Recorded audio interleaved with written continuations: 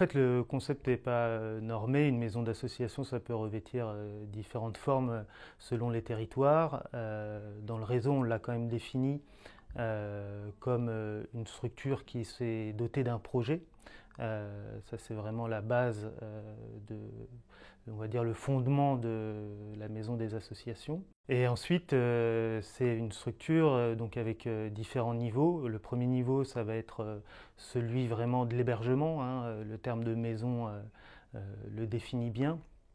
Donc ça va être un lieu où les associations vont se croiser, vont échanger, vont pouvoir construire des projets en commun.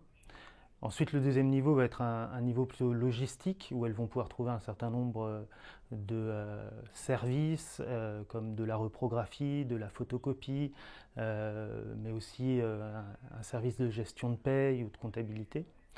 Et également donc un troisième niveau ensuite qui va être plutôt celui du conseil et de l'accompagnement, où là elles vont trouver des professionnels, des experts du fait associatif qui vont pouvoir répondre à leurs questions, et également des formations, un centre de ressources, voilà, toute une batterie d'outils qui vont leur permettre de mieux exercer leur engagement associatif.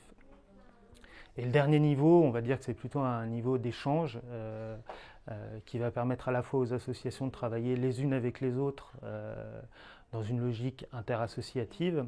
Et ça va être aussi un niveau d'échange avec la collectivité. La maison des associations va permettre l'intermédiation en fait, entre les associations du territoire et la collectivité.